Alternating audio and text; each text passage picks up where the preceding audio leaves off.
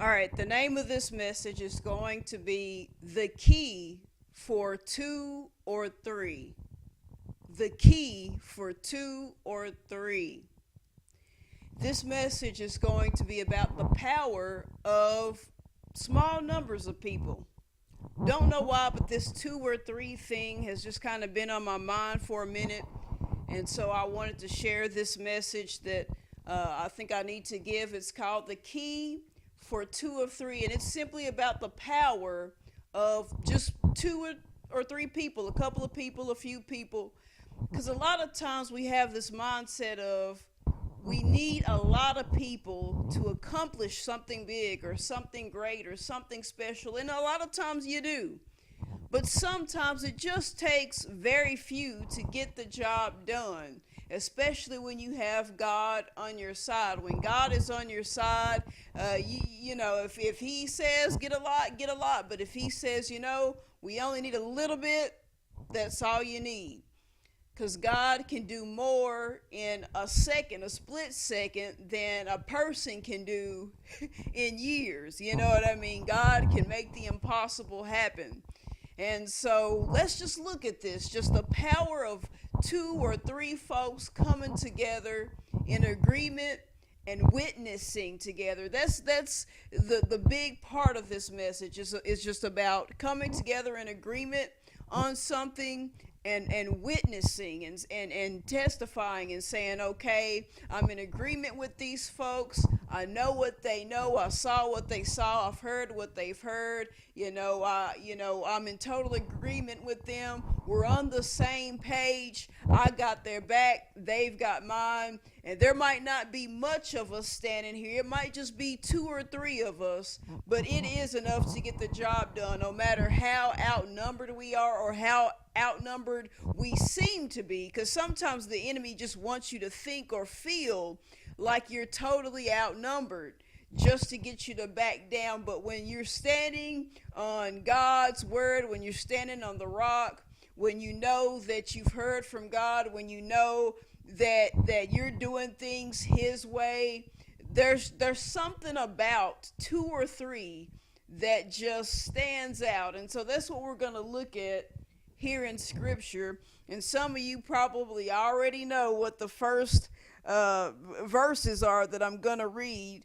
And it's Matthew chapter 18, verses 19 and 20. It says this: Again I say unto you, that if two of you shall agree on earth as touching anything that they shall ask, it shall be done for them of my Father which is in heaven. For where two or three are gathered together in my name, there am I in the midst of them. And that's Jesus speaking. He's saying whenever two or three are gathered together in the name of God, He is there in the midst of them, listening, watching, scoping stuff out. He's there. There's something about that two or three coming together in agreement, witnessing together in the name of the Lord that just, it does something. It makes a difference. And so that's something to take into consideration. If you're somebody who, for example, maybe you're just starting up a church or something, and maybe you don't have that many people sitting in your congregation yet. Maybe the pews aren't packed just yet. It's important to know that, if you got those two or three coming together and praying and holding hands in agreement, praying together, worshiping together, you got something. Now, to the churches up the street and around the corner, it might not seem like much to them. It might seem like you just got a little laughing stock going on, just something for them to laugh at and to mock. There may be other folks that have something smart to say about the situation. Well, if God was in it, you'd already have a whole bunch of people going to that church. You'd be packed out by now, even though you just started. But you would still be packed out. You'll have people that'll be naysayers. They'll have smart alecky stuff to say. But listen, don't let it get you down. You understand that as long as you've got that little bit and you guys are sincere in heart about what you're doing, that's all that matters. Pray on it, give it time, do your part. You will see more people come in, and don't look at that as something to brag or boast and compete with other churches about. Just look at that as, hey, the more people that are here, that just means the more souls that are being saved, because that just means that there are more people in here worshiping God than out on the street doing God knows what. So that's not a bad thing to start out with very few. And even with other things in life that you might be going through, you might be starting your own little personal project, your own little business, your own little company. And maybe you just got those two or three that are backing you up at the very start, at the very moment. Don't let that get you down. Keep going. If you know that God has blessed you, that He has called you into doing this endeavor, go at it full force and take those two or three folks with you. You know, it doesn't matter what it is. If God has blessed you and He has given you a few folks to help you along the way, to help build, as more people begin to join in, be thankful for that few. And when you do get more, don't let it go to your head so much so that you begin to push those two or three folks away that helped you. It's like the saying goes, you can't know where you're going until you know where you've been. You know what I mean? In other words, don't act like you don't act like. As I once heard somebody say, you know, don't sit there and get to a point where all of a sudden the people that were there from Jump Street are suddenly nobodies in your eyes. You know, just because you're moving on up, so to speak. You know, don't push away those that were there with you at the very beginning just because you've got a larger crowd. Don't forget where you've come from. Don't forget those people who gave you that first big push. If not for them, would you be where you are now? Just something to think about. There's something about those two or three witnesses coming together in agreement. Now, I want to back up here. Backing up to verse 15 in this, it says this: Moreover, if thy brother shall trespass against thee, go and tell him his fault between thee and him alone. If he shall hear thee, thou hast gained thy brother. You know, sometimes folks will really do you wrong, and you expect it from enemies. You expect it from trash talkers, from gossipers. You expect it from people that just like to start stuff, that like drama and to stir up trouble. You expect it from even strangers. But sometimes when close friends or family or just anybody that you think should have your back, when they do you wrong, it can really hurt. It can really sting. It can mess with you in ways that it wouldn't bother you if somebody else had done it. Maybe they stabbed you in the back, or, you know, just left you hanging at a time that you needed them the most. But maybe they just did something really wrong to you. And it says here that it's okay to go and sit down and talk with them one-on-one. And it says go alone first and have this chit chat. You know, here's the thing. Nothing wrong with going and talking with somebody and saying, you know, hey, you know, I felt like you did me wrong. You know, let's talk this out. That's actually a very mature thing to do. You see, it doesn't say go and cuss them out. It doesn't say go and bully them and bring, you know, a crowd with you to try to intimidate them. You know what I mean? It doesn't say anything of that nature. In fact, it doesn't say go and get payback. We know the word says vengeance is for the Lord. You simply, nicely, courteously, with respect, want to go and sit down with them, not bust them out in public and embarrass them, but just alone privately sit with them and say, hey, let's talk for a moment, and just tell them, hey, this is what you've done that has offended me. Let's just put this out there on the table. Let's talk this out. Let's be mature about this. Nothing wrong with that. But let me also say this. You must understand that when you do something like this, if you do something like this, you have to be prepared for the reality that the other person, the one that did you wrong, they might not go about it as maturely as you. Just because you're approaching them respectfully doesn't mean that they're going to even want to sit down and have this talk. For some people, it's a pride issue. Maybe they know that if you want to confront them, even in the nicest way, about what they've done wrong, they don't want to have to look you in the eye and apologize. So they'll make up excuses, make up every reason to duck and dodge an important conversation that they know they should be having with you, to put away issues and disruptions. So they'll do everything to duck and dodge it and make up reasons and excuses as to why they can't have a simple chat.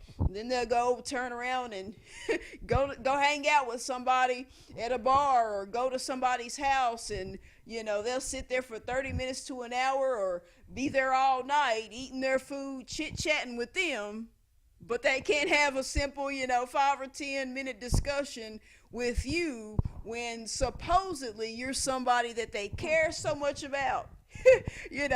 People can be that way sometimes, but you got to expect it. You can't get mad and frustrated when they don't want to have the talk, or they do things to dodge it, just because they may have that pride issue of not wanting to have to apologize, not wanting to have to own up to what they've done and admit that they've done this or that, and admit that they were wrong. And for some people, they don't want to say, hey, this is what I've done, I'm sorry, I won't do it again, because, well, they do want to do it again. They would do it again if they could. And so they don't want to lie to you and say, I'm sorry, I won't do that again, because if they have that opportunity, they might just do it again, So that can also be a factor.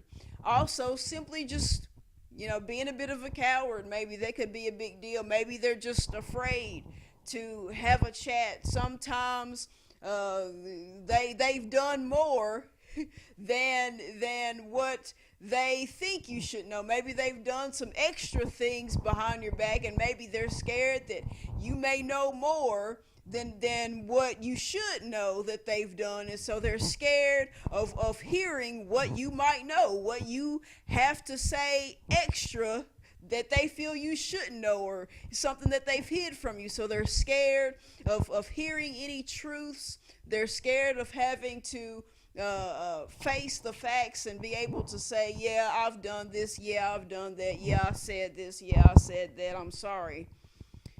It could be that. For some people, it's funny. Like I said, some people pride, some people might be a little coward about it, but for some people, it's funny. It's a joke to them. It's hilarious that you would want to sit down and chat, and so they would rather duck and dodge you and act like they'll have a talk with you, and then do things to or make up excuses and do things to get away at the last minute, as a way of almost saying, ha ha ha ha, you thought you had me, but but no. You'll have to talk to me some other time. The saga continues, and then next thing you know, it's almost like a TV show where, every episode is like trying to sit down and trying to catch somebody at the right time, and they always try to find some kind of way to set it up to where, you didn't get there early enough, or, you didn't come late enough, or, oh no, something came up and I gotta go here, but really I'm over there. And it almost reminds me of that cartoon when I was a kid, there was this cartoon, and I think it was called something like "Where on Earth is Carmen Sandiego?" Remember that cartoon with the woman that had that red outfit and the red hat, and she had that that hat tilted, you couldn't see her eyes, but she had that long hair. She'd always like take off running, and you had these people trying to find out where she was, and right when they found Carmen Sandiego taking off somewhere else, and so they're going all over the earth, all over the world, trying to track her down. And anyway, I'm sorry, that's just what came to mind just now. But it's almost like it's almost like they want you to treat them like they're Carmen Sandiego. Just every time you think you got them and you can, grab a hold of them and talk to them, they just find a way to escape. Almost like if you play Pokemon Go, you're out here trying to catch these Pokemon. You start out with the Pidgeys and the Rattatas, and you start catching them, you start getting good, you start leveling up, and you start coming across harder Pokemon to catch, and then next thing you know, the little Pidgeys and Rattatas have the nerve to get hard to catch. You know what I mean? You start throwing the ball at them, and you catch them in the ball, and they jump out and they run. Next thing you know, you done spent about 10 Pokeballs, throwing all these Pokeballs at them, and missing and throwing these curveballs that you didn't really throw, but for some reason they make the ball swerve way off screen, and then you catch them a few times and they jump out the ball. Next thing you know, they jump out and then run, and you're like, really? The Pidgeys and the Rattatas, now they got to get hard? It's hard to catch them now? What's the deal with this? Come on now, wasting all these balls trying to catch them for them to just go and run. What's this about?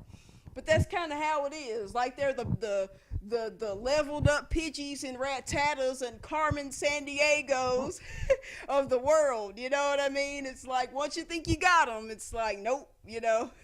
So it's funny to some people. It's and really it's insulting. It can be almost like a slap in the face to you that they would want to duck and dodge you when you're really just trying to have a mature, adult, civilized conversation. They did you wrong, but you're willing to just talk it out, willing to just let it go. But for whatever reason, they would just rather, make joke out of it as if it's a funny thing. But anyway, the point is there's a variety of reasons why when you try to talk things out with somebody, even when you come to them in the nicest approach, they just won't do it.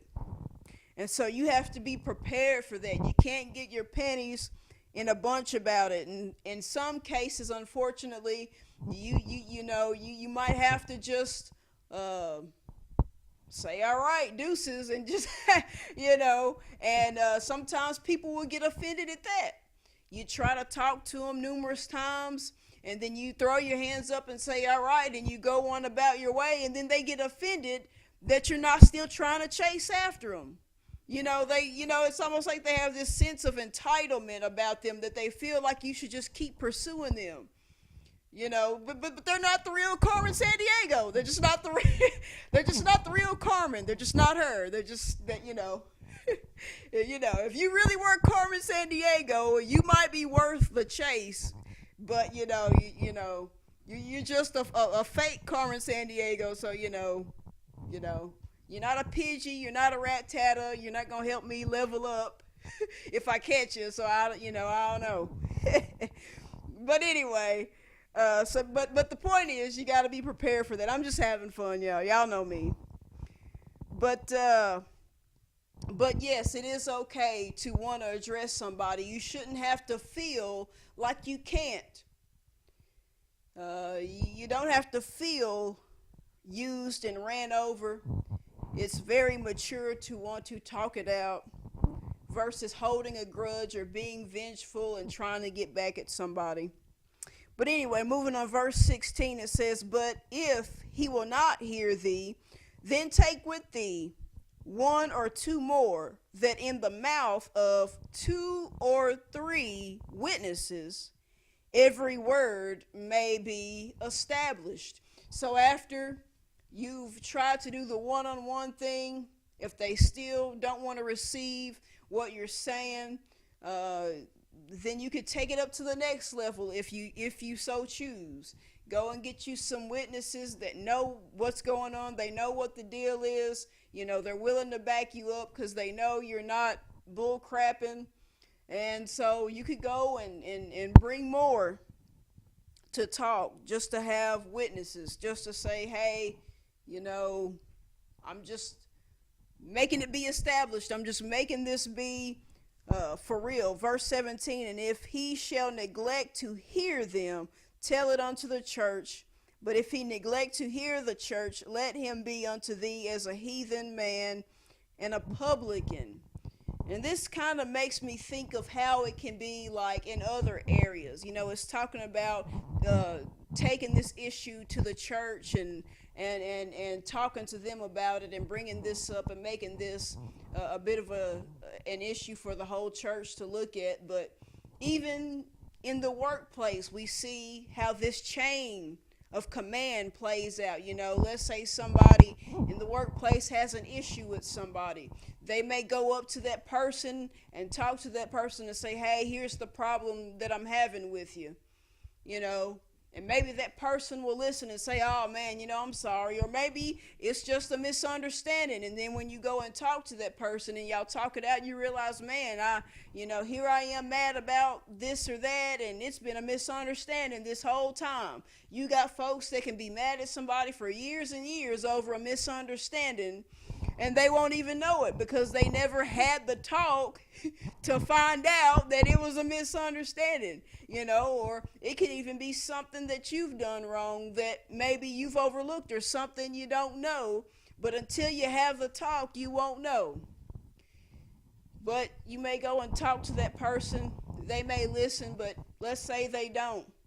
And then you might go to your direct supervisor or something, or some other folks that know what you're talking about, that have experienced that same problem with that person. And you don't use those people to bully anybody. You just go as have them come along as witnesses to talk it out. And if something like that doesn't work, then you take it up even higher. You go to the higher up bosses, or you get everybody on your shift or on your team, and you try to talk it out. In other words, you just take it up a step at a time, but you start with the one-on-one. That way you don't make a person feel pressured, make them feel like every time you have an issue, you're just gonna go all out with it and make it be everybody against just that person. You don't want to bombard them. You want to come across as someone being cordial, being friendly, someone that's trying to be mature about it, and someone who really doesn't want to drag a whole bunch of people in it. You would rather just start out trying to do the one-on-one thing.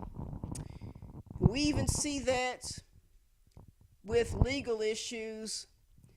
People have a problem amongst each other, two parties having an issue with each other, and they may try to talk it out, and if that doesn't work, maybe they'll go and get some witnesses who were there at the scene of some type of crime or car wreck or whatever, and then they may go and get a lawyer. So they've got some folks involved. They try to talk it out with the other party, and they don't want to cooperate. So then take it to court. Then you got a judge and your jury and your this and your that, taking it up by levels, bit by bit. But it is key to understand two or three. There's something about that, the two or three.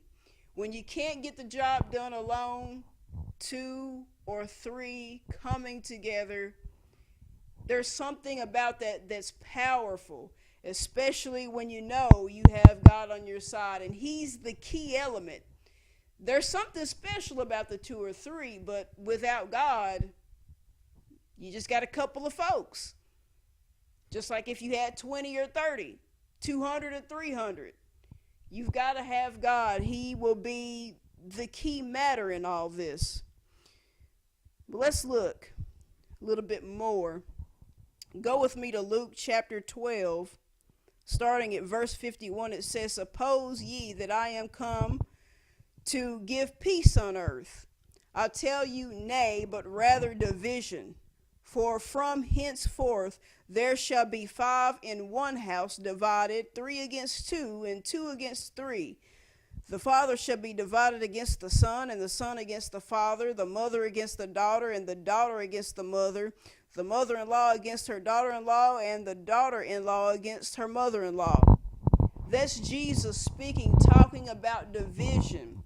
And he's making it clear that because of him, there will be division sometimes. Sometimes it may just so happen to play out as 2 against 3. Here we are with the 2 or 3 theme again. What he's saying is this: you'll have people, possibly even in your own household, who will not stand for the truth. They will not stand for righteousness. They will not stand on God's word. They will not cling to Jesus. They may be people of the world who embrace the world and worldly things. But you must continue to stand upon the rock that is Jesus, even when others don't, even if it is people of your own household. In other words, people that you love, people that you care about. You must continue to stand upon the rock.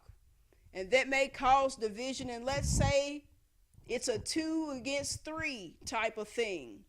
Well, you need to simply make sure that you're a part of either the 2 or the 3 that chooses Jesus. It may be 3 people that are staying on the side of Jesus, 2 that won't, or 2 that are on the side of Jesus, and 3 that decide to rebel and not be on the Lord's side. But regardless, you need to be on the 2 or the 3 that go along with Jesus. You can't get caught up in that extra number. You can't get caught up in that extra 1 and say, well, I want to be on the winning side. I want to be on the side that has the most people because obviously they win. It really doesn't matter if you're a part of the 2 or the 3. Just make sure that you are on the side of Jesus. You can be a part of the 2 or 3, but you must make sure you have the key. Jesus is the key.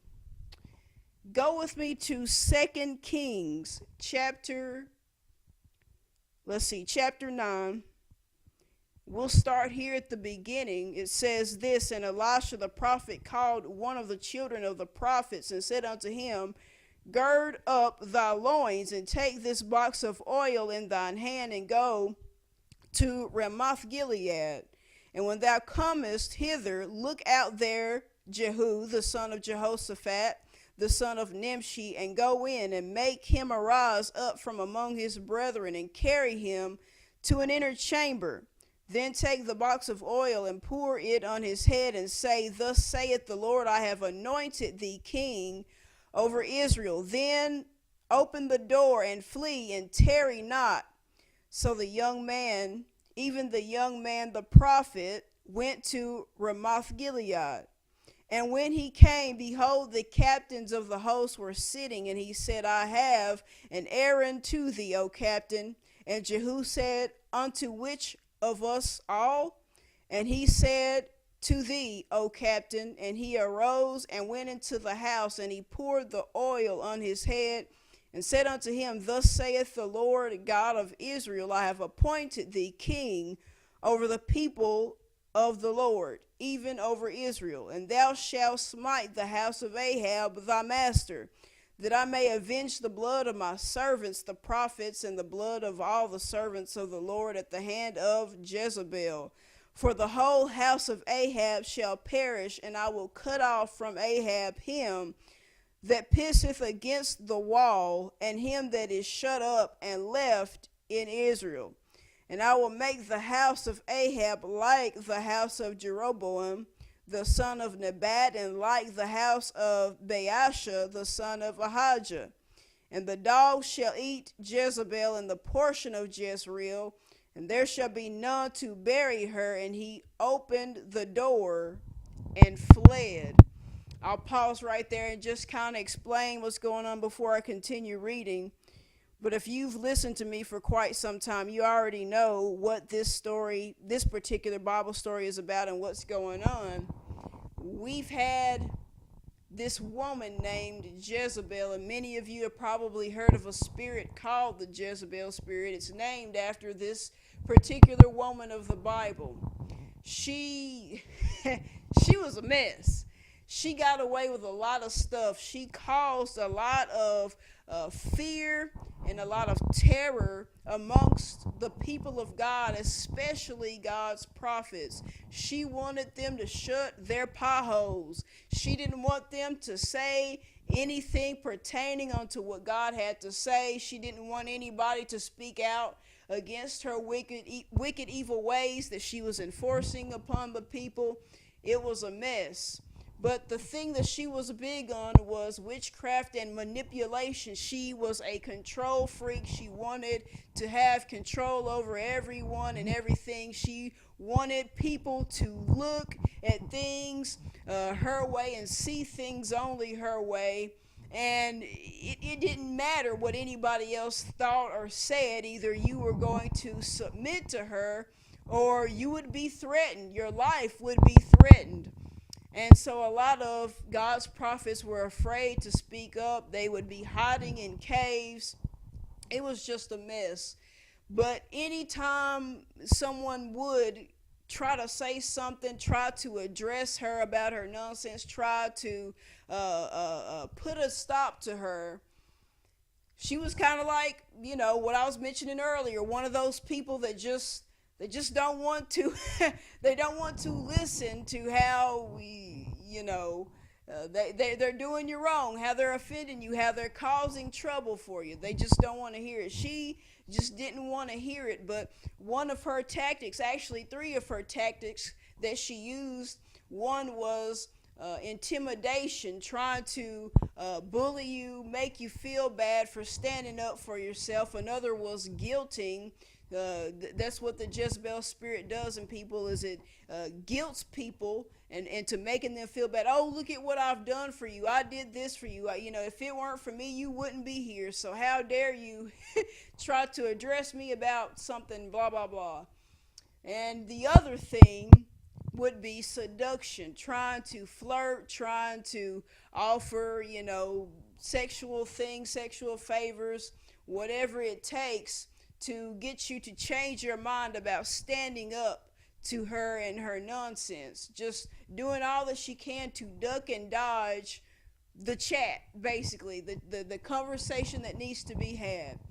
And so that went on for quite some time. And it went on and went on and went on and went on. And then we know Elijah, the prophet Elijah, he had that huge victory on Mount Carmel. He confronted some folks, said, hey, whose side are you going to be on? How long will you guys be caught between two opinions?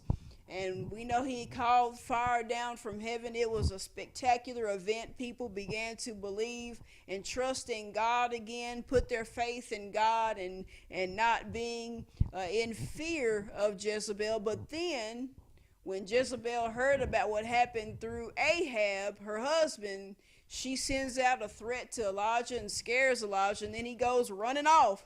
He had this huge victory and then runs over a simple little threat, a little bit of intimidation, a little bit of fear, a spirit of fear being put on him. That's basically what it was. And so we see how that plays out, but it goes on, and you would think after all these things play out, someone would come along and finally put a stop to her nonsense. And so Jehu, who I just read about, he's the one. He, as we just read, he gets to be anointed king over God's people. God has chosen Jehu, and he said, okay, this is who I want to be king now over my people, and I'm going to use him to go and to confront Jezebel, and her end is right around the corner. This is going to be her destruction. In fact, I'm going to tell you how this is going to play out. And so he says how it plays out, and sure enough, the way God says it's going to end is exactly how it ends. But skipping down to verse 30, let's see what happens. And the last thing that I read said that when Jehu was told of what he was supposed to do, he went out the door and fled. Not fled as in running from the situation like Elijah did, but running right smack dab into it. He went all out. He went full force. He went and got on that horse and chariot and just took off, making his way to the home of Jezebel. And there were people that tried to stop him, but he wasn't having it. He was just shooting arrows at people and everything. I mean, he was like, I'm not going to be stopped. God has sent me on a mission, and I'm going to go and do what he has said. He has chosen me, anointed me to be king, and so, he's given me something special, and so I'm going to do what he says. In other words, he's saying, I'm going to be obedient to the Lord. And that's something that I've been talking about quite a bit in these past few sermons, is about how obedience is greater than simple sacrifices and simple works. Obedience, that's what Jehu was doing. He was immediately being obedient, not beating around the bush. And so verse 30 says this, and when Jehu was come to Jezreel, Jezebel heard of it, and she painted her face and tired her head and looked out at a window, trying to look cute, trying to get her seduced on, to try to get Jehu to change his mind. Verse 31, and as Jehu entered in at the gate, she said, had Zimri peace who slew his master? And he lifted up his face to the window and said, who is on my side? Who?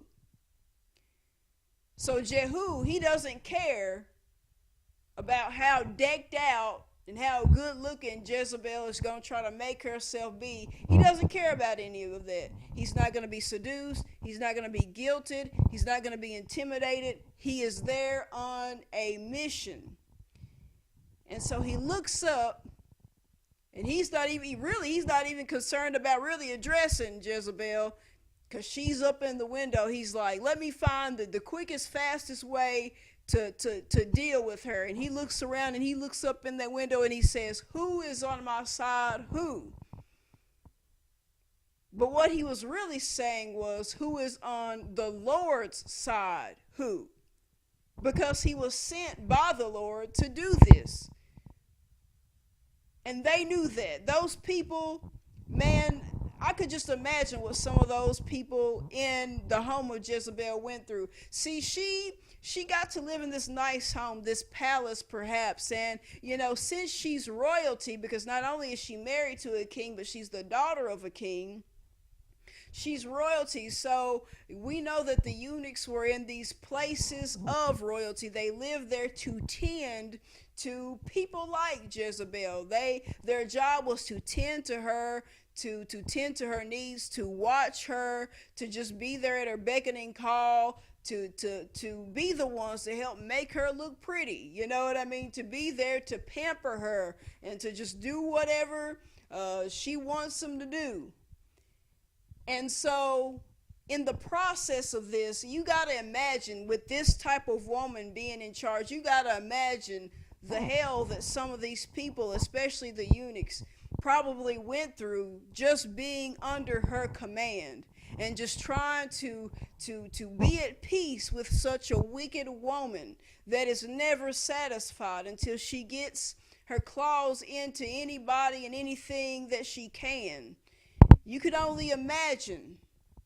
But when Jehu comes on the scene and says, who's on my side, they know what he means. They know he's saying who is on the Lord's side, who.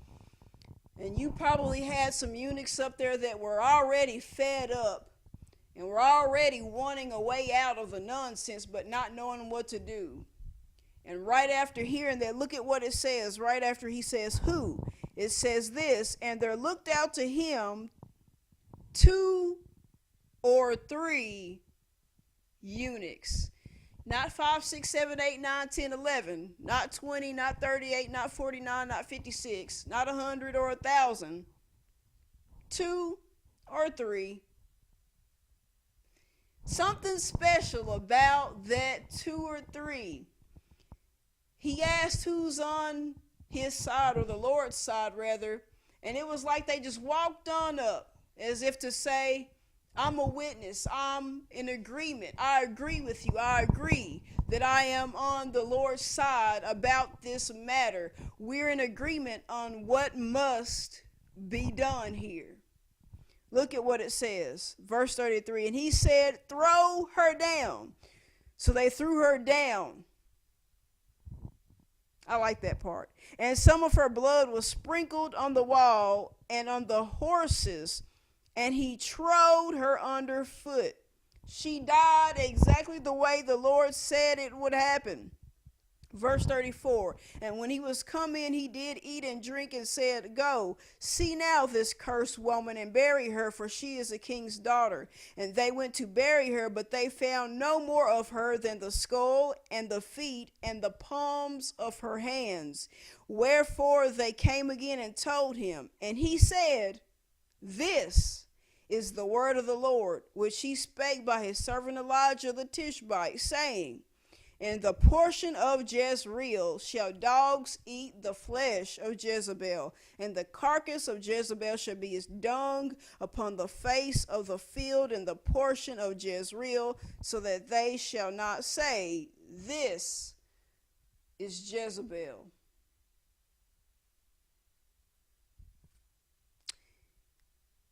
I want to share what just came to my mind just now when I read that, because I'm sure you noticed I just kind of paused.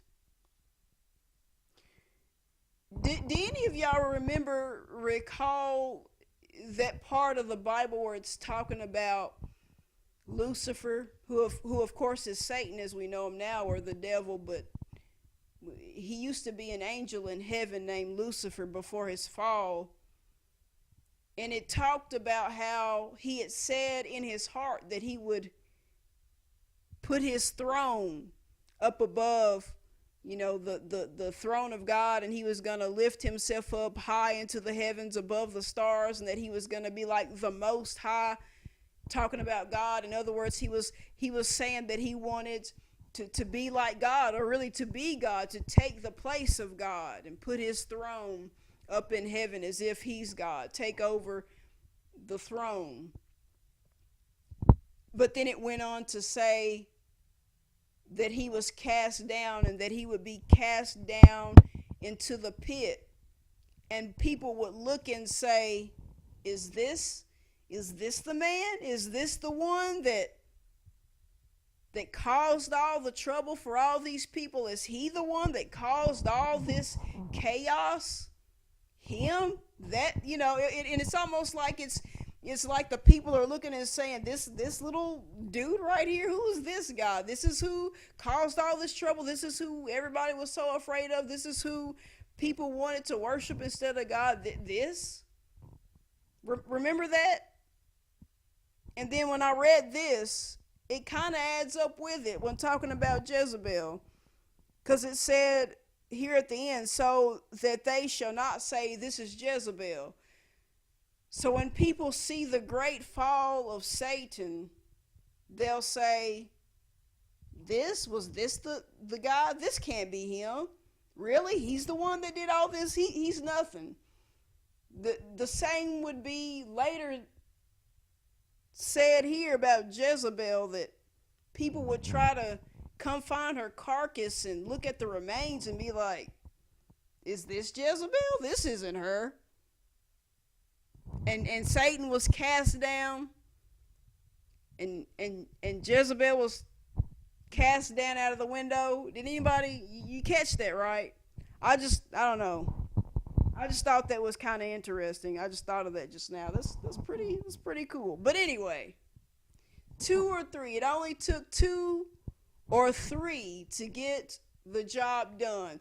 And the funny thing about it is, and I think I've talked about this before, just the fact that Jezebel was this woman too that got away with all this stuff. And this is Old Testament, and in the Old Testament a lot of times women didn't really have a whole lot of power anyway. Sometimes they were treated almost like second class citizens. But you had this woman who people were so afraid of, but really her power just lied in leeching off of others. Like she intimidated and bullied and guilted people into being on her side, and used them a lot of times is to play the numbers game to keep everybody else all hush hush. She just sent threats and stuff here and there, but she really wasn't all that powerful herself. It was just her manipulation and controlling ways, but she was really nothing. It was an illusion. It was just witchcraft. It was deception. It was deceit. It wasn't that she was really all that powerful that she made herself to seem to be. And so it only took 2 or 3 to come up and simply toss her out of a window, and that ended it all. Something that simple ended it all. Ladies and gentlemen, there's something about 2 or 3 doing something so simple that can make great things happen and can shut terrible things down in just a matter of seconds. The key was that they had God on their side, because they had a king. They had somebody who was serious and determined to do what God said, even when people that had came before him kind of beat around the bush about it and was like, well, I'm kind of scared to address this issue. I'm kind of scared to deal with this. I want to be comfortable. But Jehu fled to the scene, not away like others, but to the scene. And all because there was someone who was brave and who stood up for what was right. There came that 2 or 3 to come in agreement and in witness together to do what needed to be done, to end a terrible reign of terror. And once it ended, great things were able to happen.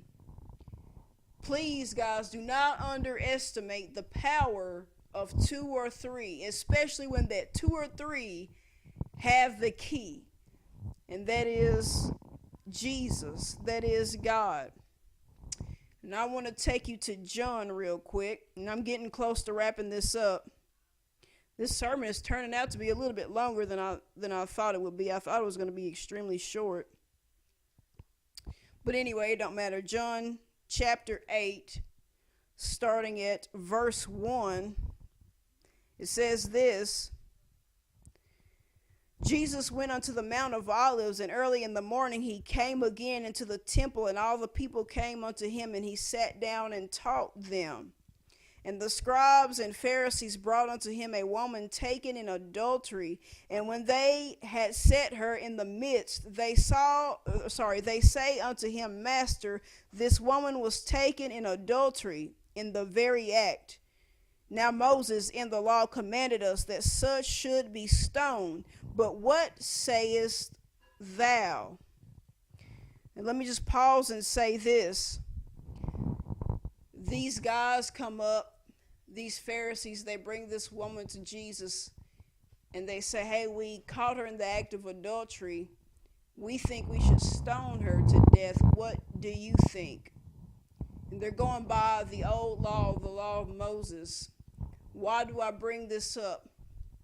Well, I mentioned that when you try to do things like talk to people, confront people, reason with people, a lot of times you'll have to deal with the fact that you may have people that run and duck and dodge like Carmen Sandiego. But there's also something else that you must keep in mind that you might have to deal with as well. And that means you might have to deal with some folks who, what they'll do is they'll try to flip the script on you. They'll try to twist things to make you seem like the bad guy. And so what they'll do is they'll get their witnesses, whether it be two or three, and possibly more, because a lot of times when people are being bullies, a lot of times they got to get as many as they can to play the numbers game. You know, the more the merrier. And so they'll gather up their witnesses to come into agreement with them to try to cause you trouble simply because you'll stand up for yourself, or all because you're not ashamed to stick out a little bit, to not necessarily join the crowd, if you will.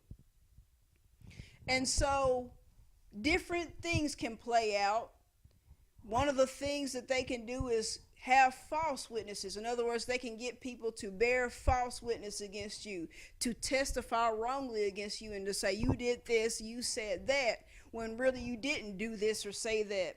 Or they'll take things you did or said and they'll put a twist on them, or they'll only tell half of what really happened. But they do things to manipulate and to try to gang up against you falsely. Sometimes they'll say things that are not true. Sometimes they'll leave parts of the story out. Sometimes they can twist things up. But they will try to flip that script and try to witness against you. And so we see that here. What do I mean? Well, if you noticed, when they brought this woman, they didn't bring the guy that she was caught in adultery with. I mean, it takes two to tango, right? If they catch her cheating on her husband with somebody else, you would think that they would bring that guy she was cheating with as well, right? I mean, she can't really cheat by herself. She can't be unfaithful by herself. So if they caught her, and listen, they didn't say, well, we heard this.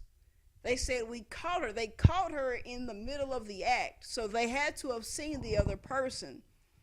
And you might say, well, maybe that guy was too strong. And they just couldn't bring him. But they could have said, hey, we know who the guy is. The guy's name is so-and-so, or we know what he looks like. But there's no mention of the guy at all. Just this woman. And so that brings up a variety of questions. That brings up questions like, well, are they false witnessing against this woman? Did they really see her in this act? Or if they did see her in this act, why didn't they bring the other guy? Is it because he is a guy?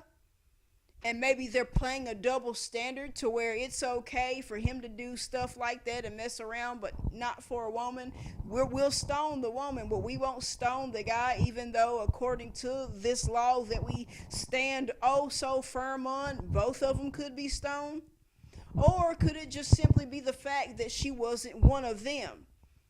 In other words, not necessarily a guy, but just one of them, part of the Pharisee clique, or someone who would kiss their behinds. Since she wasn't one of them, or someone who would kiss their behinds, is that the reason why? Or could it be that maybe they've been watching her and spying this woman out for some reason, and they've decided to try to find her, do something bad, to hold that something bad over her head, to have a reason to stone her, when in reality, they have something else against her that they choose not to speak on because they know it's not a real legitimate reason to be mad at somebody or want to kill them. So they have to find something bad to say, find something terrible that she's done to hold over her head and say, hey, let's stone her. But we're not going to say that the real reason we want to get rid of her is because of blah, blah, blah, blah, blah. The real reason is because she stood up to us. The real reason is because she stands up for the truth even when we don't. The real reason is because she's radical for God in ways that we're not, and it makes us look bad. We don't know why they didn't bring the other person or even mention them, but they had it out for this woman. And so you must understand that sometimes people will have it out for you. and to witness falsely against you or twist some things or not tell the whole story, kind of like how they left that extremely important puzzle piece of their story out, who the guy was. Those things are something to be prepared for. But let's look at this. Verse 6, this they said, tempting him that they might have to accuse him.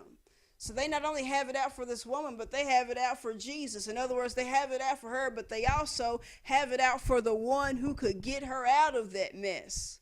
Get her out of being stoned. And there's something you must know, that when you are a child of the Most High God and you stand on his word and you are faithful to him, there are folks that they will make an enemy out of you, but what they may or may not realize is that when they make an enemy out of you, they're also making an enemy out of your God as well. And so the more they pressure you and the more they try to push you into a corner and try to bully you around, when you continue to stand, when all you can do is stand, all they're doing is provoking the hand of God to move on your behalf.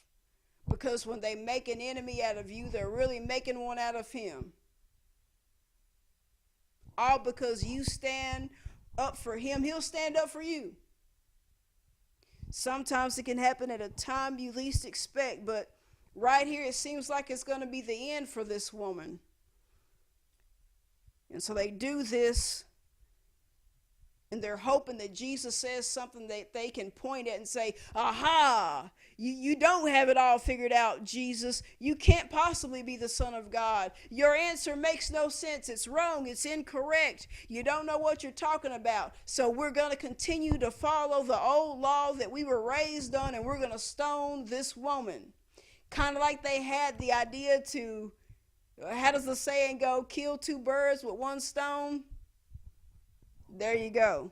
We'll take him out and her out as well. We can kill her and destroy his ministry all at once with the same stone. Get it? Stone her to death.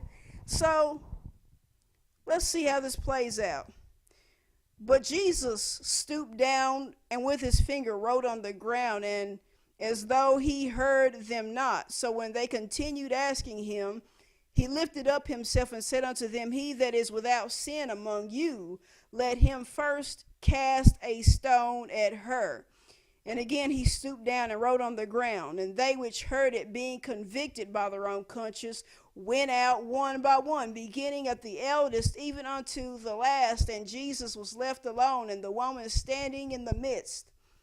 When Jesus had lifted up himself and saw none but the woman, he said unto her, Woman, where are those thine accusers? Hath no man condemned thee? She said, No man, Lord. And Jesus said unto her, Neither do I condemn thee. Go and sin no more. Jesus calls them out. He's saying, okay, if you guys are not in sin and you have not sinned, you can throw a stone all you want to. He that has not sinned, cast the first stone. Go for it. And it was almost like they had a moment of realization that everybody was a sinner and that everybody needed to be saved.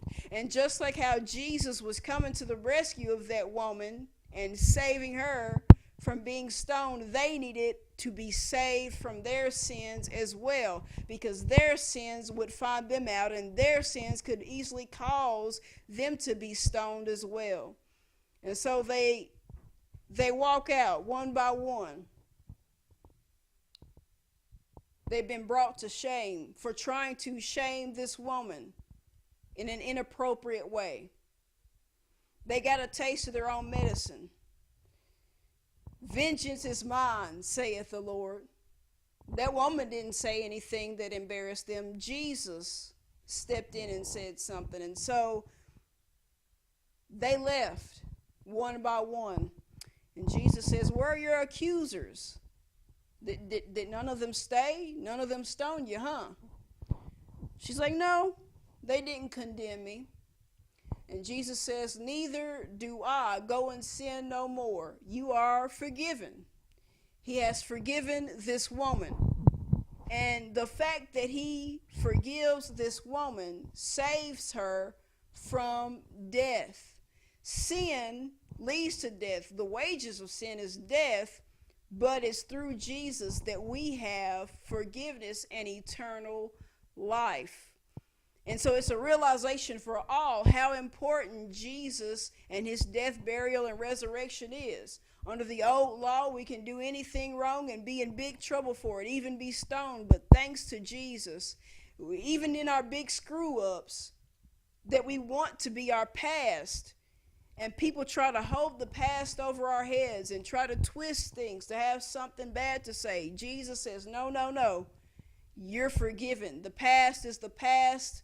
Let it be the past. And that's basically what he's saying when he says, go sin no more. Go into the future and don't let what you just done go with you. Let that be your past. And so they leave with shame, the same shame she walks in with. And she leaves with a freedom that they had previously walked in with. This is what happens when people try to turn the tables on you and flip the script, as I said. God can take it and flip it right back over. Flip that piece of paper right back over and be like, nope. It was how it was meant to be the first time before he tried to flip it. So let me flip it right back over. Kind of like when somebody does a song and then a rapper does a remix. Y'all know how it goes, because at the start of the song, somebody's going to yell, remix, right? That's how it goes. And God's just like, nope, I'm going to unremix it. This is the original. This is how it was meant to go. And that's kind of how God is going about this. That's how Jesus is going about it. Let me unflip this script. It was right the first time. I wrote it. I know how it's supposed to go. Don't undo my script. And so she gets to go free. You must understand that people will try to flip the script. You try to do the one-on-one thing. You try to get some power under your belt with the 2 or 3 witness and coming together in agreement thing. People will not like it. They'll try to flip the script. But as long as you hold on to Jesus, as long as you do things his way, and remember that vengeance is his and not yours, you are going to have the victory. That script to flip right back over like it was never flipped to begin with. Now, let's go to the final place I want to take you. It's in Deuteronomy chapter 17, starting at verse 2. And we see basically what these people were talking about, what the Pharisees were talking about when they said, oh, according to the old law of Moses, we should be able to stone her to death. Let's look at this. Last place I'm taking you. Deuteronomy 17, verse 2. It says, if there be found among you within any of thy gates, which the Lord thy God giveth thee, man or woman, that hath wrought wickedness in the sight of the Lord thy God, in transgressing his covenant, and hath gone and served other gods and worshipped them, either the sun or moon or any of the host of heaven, which I have not commanded, and it be told thee, and thou hast heard of it, and inquired diligently, and behold, it be true, and the thing certain, that such abomination is wrought in Israel, then shalt thou bring forth that man or that woman which have committed that wicked thing unto thy gates, even that man or that woman, and shall stone them with stones till they die. So we see that if someone does wrong, if they sin, if they transgress the law of God, you're offended by the wrongdoings of somebody, man or woman, they can and should be stoned to death. This is old law now. This is old. Verse 6, it says, at the mouth of 2 witnesses or 3 witnesses shall he that is worthy of death be put to death, but at the mouth of 1 witness he shall not be put to death. 2 or 3 can put you to death, but at the mouth of 1 witness, they can be saved. And I'm going to stop right there and say this. For those of you who maybe you're going through persecution right now, maybe you've done the 2 or 3 witness thing the right way. You did it with integrity. You did it with kindness. You prayed on it. You did things right. And maybe you've had people come and try to flip things, to twist things on you. They've got their so-called witnesses coming up against you now and trying to outdo you and trying to outnumber you with their false witnessing and the twisting of things. You must understand that when people do this, and you can continue to hold on to the Lord and to know that He will fight your fight as long as you continue to stand and to not back down, and that those 2 or 3 also continue to stand and not back down, just continue to go at it full force. The thing you must remember is that God, in this spiritual courtroom, if that's how you want to put it, not only is He the judge, but He's also one of your witnesses as well. It's not often that a judge is also somebody's witness in a courtroom. You just don't hear about that.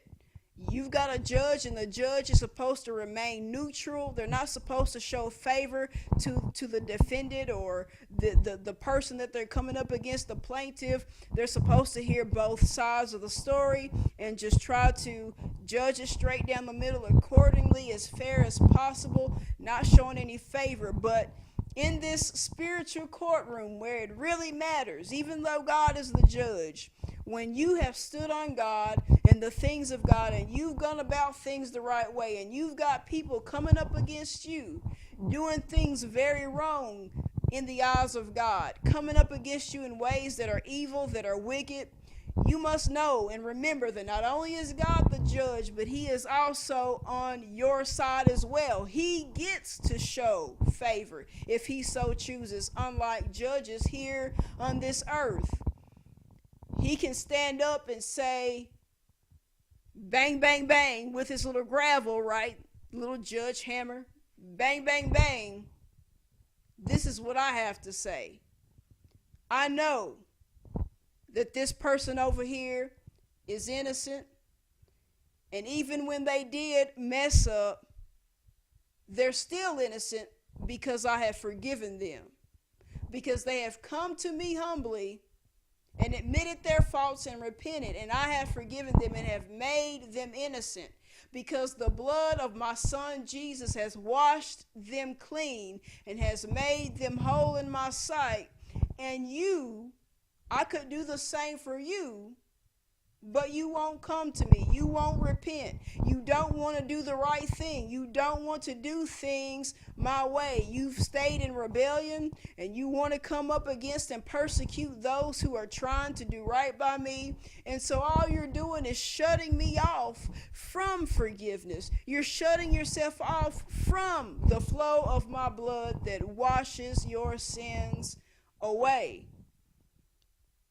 And so this person over here wins this courtroom battle because they had me. They had the key. They had the key this whole time.